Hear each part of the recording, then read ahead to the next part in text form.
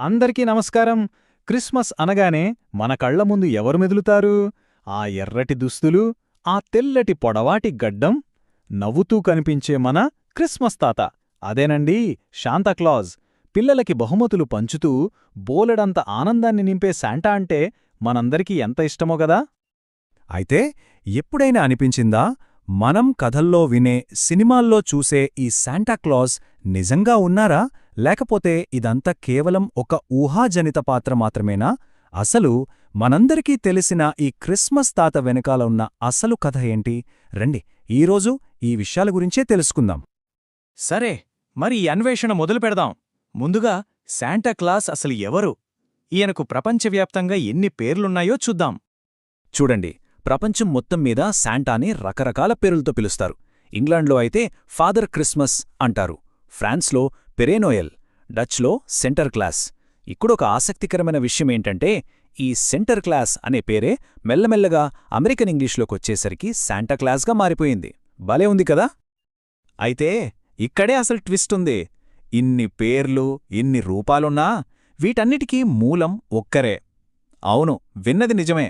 ఈ పేర్లన్నీ ఒకే ఒక్క చారిత్రక వ్యక్తి నుంచొచ్చాయి.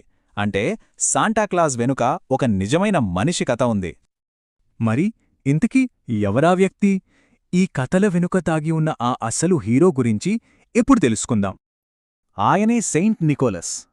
ఈయన సుమారు 4వ శతాబ్దంలో, అంటే చాలా ఏళ్ల క్రితం, రోమన్ సామ్రాజ్యంలోని మైరా అనే ప్రాంతంలో జీవించారు.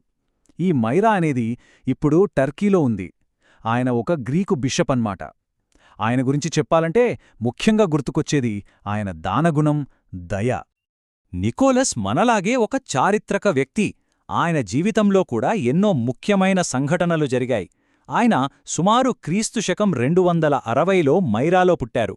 అప్పట్లో రోమన్ చక్రవర్తి డైక్లేషియన్ క్రైస్తవులను చాలా హింసించేవాడు. ఆ సమయంలో నికోలస్ కూడా చిత్రహింసలు అనుభవించి జైలుకి వెళ్లారు. ఆ తర్వాత కాన్స్టెంటైన్ చక్రవర్తి వచ్చాక ఆయన్ని జైల్నుంచి విడుదల చేశారు. అంతేకాదు, క్రీస్తు శకం 325లో జరిగిన చాలా ముఖ్యమైన నైసియా కౌన్సిల్లో కూడా ఆయన పాల్గొన్నారు. అంటే ఈయన ఊరికే కథలోని వ్యక్తి కాదు, చరిత్రలో నిజంగా జీవించిన వ్యక్తి. అయితే నికోలస్ కేవలం ఒక చారిత్రక వ్యక్తిగానే మిగిలిపోలేదు. ఆయన చేసిన మంచి పనులు, ఆ నిస్వార్థ సేవలే ఆయన్ని ఒక లెజెండ్గా మార్చాయి. నిజానికి మనమీరోజు చెప్పుకునే శాంటాక్లాజ్ కథలకు పునాది వేసింది ఆ సంఘటనలే. ఆయన దయ గురించి చెప్పాలంటే ఒక కథ చాలా ప్రసిద్ధి చెందింది. వినండి. ఒక ఊరిలో ఒక పేద తండ్రి ఉండేవాడు. ఆయనకు 3 ఆడపిల్లలు. వాళ్లకి పెళ్ళిళ్ళు చేద్దామంటే కట్నమివ్వడానిక్కూడా ఆయన దగ్గర డబ్బుల్లేవు. చాలా దయనీయమైన పరిస్థితి అన్నమాట. ఈ విషయం ఎలాగో సెయింట్ నికోలస్కు తెలిసింది. ఆయన మనసు చలించిపోయింది. వాళ్లకి ఎలాగైనా సహాయం చెయ్యాలనుకున్నారు. అంతే, ఒక రాత్రి ఎవ్వరికి కనిపించకుండా వాళ్ల ఇంటికి వెళ్లి కిటికీలోంచి ఒక బంగారు నాణేల సంచిని లోపలికి విసిరారు. ఆ డబ్బు చూసి ఆ తండ్రి ఎంత సంతోషించాడో. వెంటనే ఆ డబ్బుతో తన పెద్దమ్మాయికి పెళ్లి చేసేశాడు. కాని నికోలస్ కథ ఇక్కడితో ఆగలేదు. రెండో రాత్రి కూడా మళ్ళీ వచ్చారు. ఈసారి రెండో కూతురు పెళ్లికోసం ఇంకో బంగారు నాణేల సంచిని అలాగే రహస్యంగా ఇంట్లో వేశారు. పాపం, ఆ తండ్రికి ఆనందంతో పాటు ఆశ్చర్యం కూడా వేసింది. ఇక 3వ రాత్రి ఆ తండ్రికి ఒక ఆలోచనొచ్చింది. ఎవరి మహానుభావుడు నాకు సహాయం చేస్తున్నాడు అని తెలుసుకోవాలని ఆ రాత్రి నిద్రపోకుండా మేల్కొని కూర్చున్నాడు. అనుకున్నట్టే నికోలస్ 3వ సంచి వేస్తుండగా రెడ్ హ్యాండెడ్గా దొరికిపోయారు. ఆ తండ్రి వెంటనే ఆయన కాళ్లమీద పడి కృతజ్ఞతలు చెప్పాడు. అప్పుడు నికోలస్ చాలా వినయంగా ఆ తండ్రిని ఒక్కటే కోరారు, దయచేసి నేను సహాయం చేశానని ఎవ్వరికీ చెప్పొద్దు అని. చూశారా, ఈ రహస్యంగా బహుమతులు ఇవ్వడమనే అలవాటే ఈరోజు మనం చూస్తున్న శాంటాక్లాజ్ రాత్రికి రాత్రే వచ్చి గిఫ్ట్లిచ్చి వెడతాడు అనే సంప్రదాయానికి అసలు కారణం. సరే, అంతా బానే ఉంది. కాని టర్కీలో ఉన్న ఒక బిషప్కి నార్త్ పోల్లో ఉంటూ ఎర్ర సూటు వేసుకుని రెయిన్డీర్ బండిమీదొచ్చే శాంటాకి సంబంధమేంటి? అసమీ మార్పు ఎలా జరిగింది? ఆ ప్రయాణం గురించి ఇప్పుడు చూద్దాం. ఈ మార్పు చూస్తే నిజంగా ఆశ్చర్యంగా ఉంటుంది. ఒకవైపు సెయింట్ నికోలస్ 4వ శతాబ్దంలో జీవించిన ఒక నిజమైన బిషప్. మరోవైపు శాంటాక్లాజ్ నార్త్ పోల్లో ఉండే ఒక కల్పిత పాత్ర. ఆయన మంచితనం, దానగుణం ఇప్పుడు మనం చెప్పుకునే బహుమతులుగా మారిపోయాయి. ఎంత పెద్ద మార్పో కదా. మనమిప్పుడు చూస్తున్న ఈ శాంటా రూపం రావడానికి ముఖ్యంగా 2 విషయాలు కారణం.